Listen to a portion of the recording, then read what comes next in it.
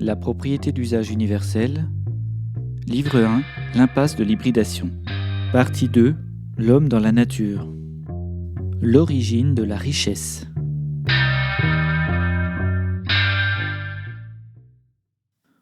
L'origine de la richesse matérielle et immatérielle de tout régime, comme celle de toutes les sociétés humaines, naît et procède du travail humain. Qu'on retourne le problème dans tous les sens, il s'agit d'une constante universelle. Le travail humain mobilise la richesse pour l'homme, qu'elle soit matérielle ou immatérielle. Puisque personne n'a payé pour fabriquer l'univers, ses éléments et ses lois, le travail de l'homme transforme les éléments environnementaux en richesse pour lui. Et nous devons comprendre la relativité de cet enrichissement, accompagné de transformations négatives ou positives sur l'environnement lui-même. Autrement dit, toute transformation procédant du travail humain modifie l'environnement et peut créer une richesse présente dont l'effet sera améliorant ou dégradant de l'environnement futur. Même le chasseur-cueilleur procédait du travail dans la savane pour s'enrichir de gibier et de baies. Bien que la nature lui ait fourni gratuitement la totalité de ses ressources, sans le travail, ces ressources seraient restées immobiles. Il serait mort de faim. La richesse mesurable n'est jamais rien d'autre que la forme stockée, cristallisée, rendue échangeable du travail humain, tant au niveau des savoirs que d'un point de vue matériel. Elle est soumise à une érosion permanente, qui nous assure de ne jamais se retrouver à court de travail. Actuellement, les humains les plus riches détournent, puis stockent le travail d'autrui dans le plus strict respect des lois de la propriété lucrative. Le temps et la valeur de ce stockage prennent des proportions bien différentes entre le chasseur-cueilleur, qui consomme quasi instantanément la totalité de son travail stocké en mangeant, et un milliardaire américain qui stocke dans la stratosphère financière les millions d'heures de travail détournées à ses locataires par le moyen de la propriété lucrative. Si tel est le cas, alors les inégalités de richesse procèdent d'une fuite, d'une mauvaise redistribution des fruits du travail humain.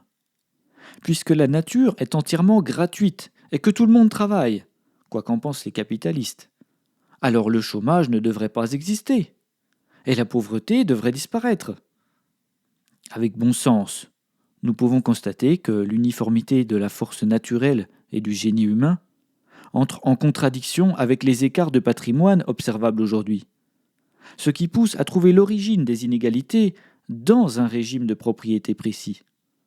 C'est la propriété lucrative d'un bien, de l'argent, du capital, ou encore de la propriété intellectuelle, qui permet à ses porteurs de s'économiser dans l'effort, en déléguant dans un premier temps le travail aux locataires.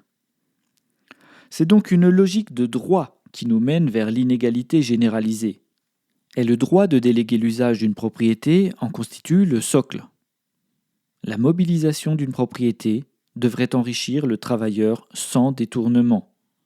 Pour cela, il devrait devenir propriétaire de l'outil de production.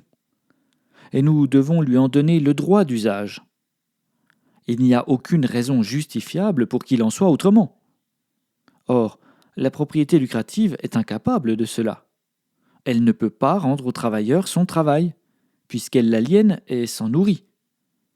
Sans l'aliénation, sans le mécanisme de captage de la rente, la propriété lucrative n'a plus aucune raison d'être, plus aucune perspective, elle disparaît. Alors nous devrions conclure immédiatement que, si nous souhaitons sortir de l'aliénation, si nous souhaitons rendre le travail à ses auteurs, nous devons changer le mode de propriété, en commençant par interdire la propriété lucrative, donc interdire la délégation de l'usage. Mais il est difficile de changer des habitudes vieilles de plusieurs millénaires, car le régime hybride, féodal, a utilisé la propriété lucrative pour enrichir une minorité sur le dos du peuple.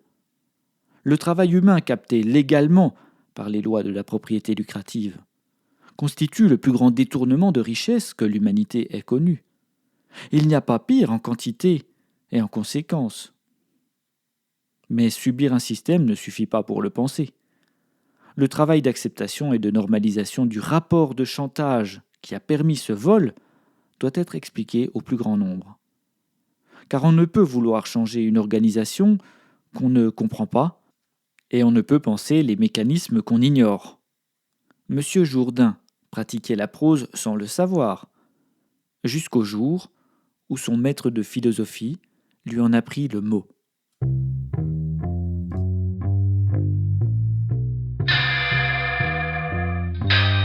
Retrouvez le texte intégral sur lapropriétédusage.com.